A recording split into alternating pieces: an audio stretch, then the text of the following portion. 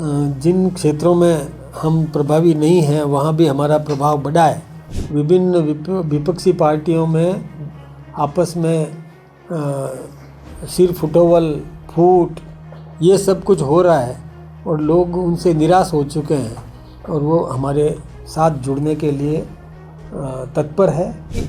मैं आरोप नहीं लगा रहा, लेकिन उसमें कौन सा पक्ष छापा, कौन सा पक्ष नहीं छापा, कईयों को तो हमने पकड़ा है। हमारी भजनलाल जी की सरकार ने कईयों को पकड़ा है, उनको जेल के सींचों में बंद करने का काम भी किया। बीजेपी के गोल रहेंगे, क्या इस बार का टारगेट रखा है?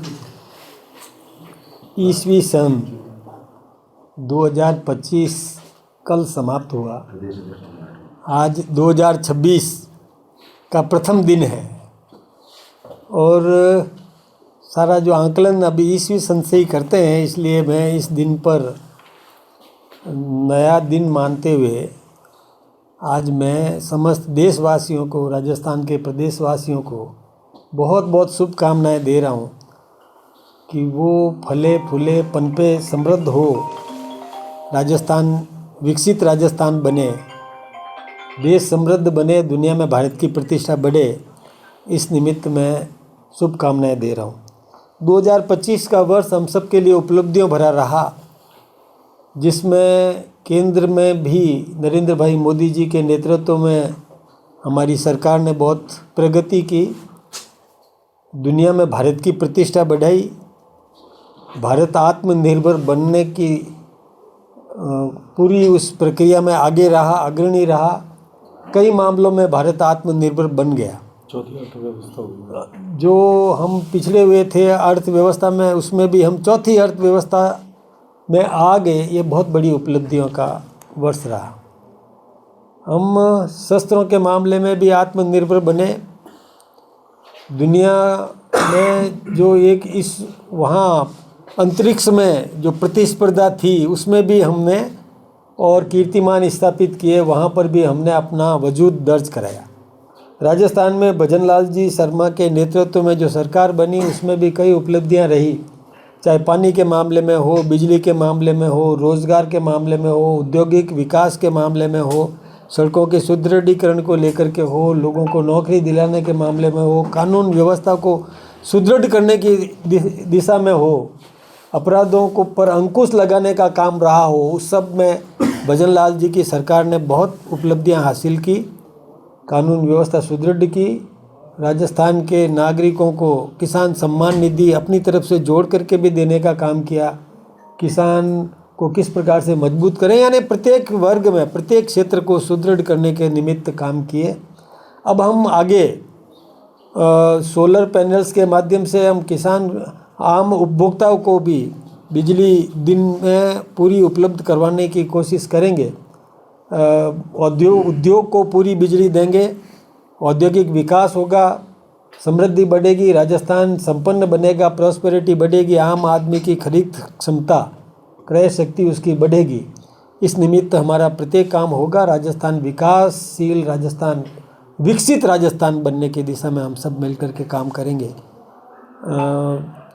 इस निमित्त हम सारे चैनल्स का भी उपयोग करना चाहेंगे कि आप भी राजस्थान के समग्र विकास में और जो कुछ भी अपना योगदान दे सकें, राष्ट्र प्रथम की भावना को ध्यान में रखते हुए आप भी उसमें अपनी भूमिका निभाएं। यही शुभकामनाएं दे रहा हूँ। 26 का क्या टारगेट? देखिए, ये राजनीतिक क्षेत्र में यदि सोचें तो चुनाव प्रक्रिया हम चाहेंगे कि वो इस प्रकार की बने कि एक वर्ष में ही सारे चुनाव संपन्न हो जाए और उसके बाद लगातार विकास के निमित्त सारी संस्थाएं लग जाए। तो उस दिशा में भी हम काम कर रहे हैं। अभी स्थानीय निकाय पंचायतों के चुनाव होने वाले हैं, पंचायत समिति, जिला परिषद के। तो भारतीय जनता पार्टी सभी क्षेत्रों में विजयी होगी। इस निमित्त हमारे कार्यकर्ता भी उत्साहित है, सब सक्रिय होकर के काम कर रहे हैं। हमारा संगठन भी मजबूत हो रहा है। जिन क्षेत्रों में हम प्रभावी नहीं हैं वहाँ भी हमारा प्रभाव बढ़ा है और निश्चित रूप से पूरे क्षेत्र में भारतीय जनता पार्टी के प्रति जनता का मोह, जनता का आकर्षण, जनता का विश्वास ये बढ़ा है।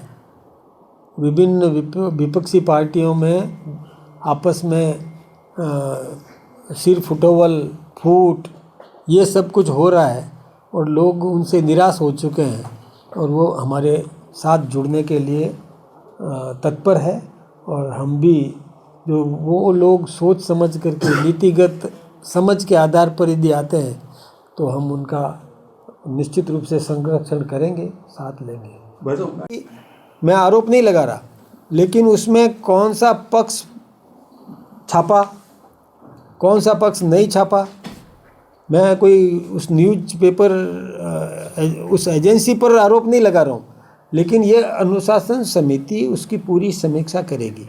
और वैसे भी एक प्रक्रिया है, ये प्रक्रिया है कि कहीं पर भी यदि कसाब जैसे व्यक्ति को भी और न्याय के लिए समय दिया जाता है तो हम भी न्याय का पूरा पालन करेंगे। मैं उस समाचार पत्र को भी धन्यवाद देना चाहूँगा कि जिसने भी इस प्रकार का प्रयास किया है तो कोई गलत नहीं किया है, वो एक लोगों को सीख देने का काम तो किया ही है।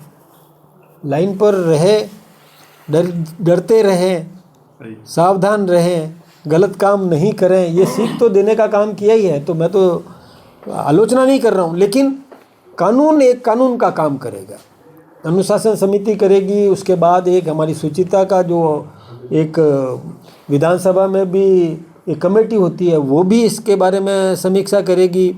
फिर इसके बाद में भी कोर्ट्स भी है, कई बातें हैं।